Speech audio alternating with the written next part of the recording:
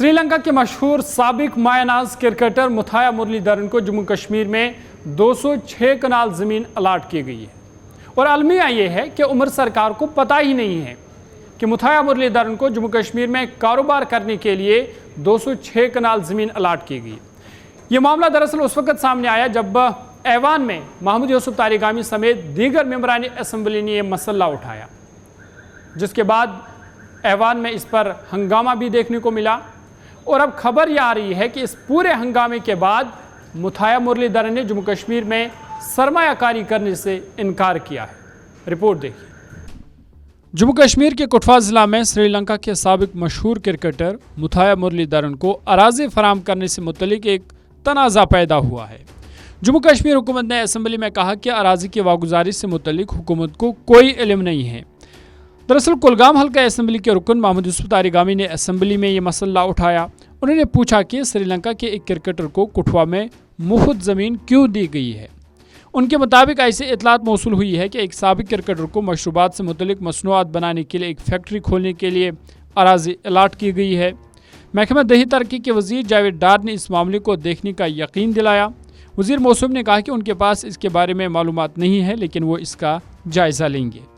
کانگریس کے M L A Ghulam Ahmad میر نے بھی یہ مسئلہ اٹھایا اور وضاحت طلب کی کہ ایک غیر ہندوستانی کرکٹر کو کٹھوا میں زمین کیوں دی گئی ہے۔ انہوں نے سوال کیا کہ کس بنیاد پر انہیں مفت زمین دی گئی ہے اور ان سے ایک پیسہ بھی نہیں لیا گیا ہے۔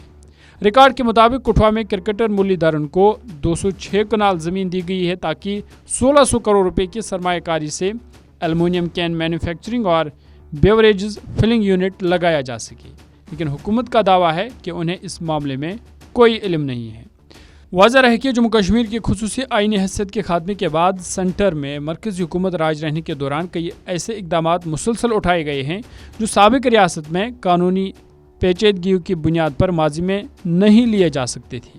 اس میں جموں کشمیر کے باشندوں کے بغیر غیر معمولی بشمول غیر ملکی افراد کو اراضی فراہم کرنے کا اقدام بھی شامل ہے۔ حالانکہ وادی کشمیر میں قلیل تعداد میں غیر مقامی افراد نے صنعتی سیکٹر میں سرمایہ کاری کرنے کی حامی بھری ہے، لیکن جموں کے کٹھوا علاقے میں غیر مقامی سرمایہ کاریوں نے انویسٹ کرنے کے لیے دلچسپی دکھائی ہے۔ مرلیدرن کی جانب سے یونٹ لگانے کی خبریں بھی اسی سلسلے کی کڑی ہے۔ تاہم اب خبر یہ ہے کہ جموں کشمیر قانون ساز اسمبلی میں ہنگامہ آرائی کے بعد کمپنی مرکز کے زیر انتظام علاقے جموں کشمیر میں سرمایہ کاری سے دستبردار ہونے جا رہی ہے۔ جموں کشمیر حکومت کے اعلیٰ عہدیداروں نے تصدیق کی ہے کہ کمپنی زمین کی الاٹمنٹ پر جموں کشمیر قانون ساز اسمبلی میں ہنگامہ آرائی کے بعد دستبردار ہونے جا رہی ہے۔ کمپنی نے دستبرداری سے متعلق درخواست بھی دی ہے۔ مرلیدرن کی company Ceylon beverages can private limited مشروبات کو بھرنے کے لیے کین تیار کرتی ہے۔ الاٹمنٹ کی منظوری جون 2024 میں apex level land allotment committee نے دی تھی، جس کی سربراہی جموں کشمیر کے چیف سیکریٹری اتل ڈولو کر رہے ہیں۔ یہ زمین کمپنی کو 40 سال کے لیے 8 لاکھ روپے فی کنال کے پریمیم پر 6000 روپے سالانہ لیز پر دی گئی۔ یہ منظوری جموں کشمیر کے لیفٹیننٹ گورنر انتظامیہ کی طرف سے نئی صنعتی اور زمینی پالیسی کے نفاذ کے بعد براہ راست غیر ملکی سرمایہ کاری FDI کا حصہ تھی، جس نے جموں کشمیر میں بیرونی سرمایہ کاروں کے لیے دروازے کھول دیے۔ تاہم مرلیدرن نے جموں کشمیر میں سرمایہ کاری سے انکار کیا ہے۔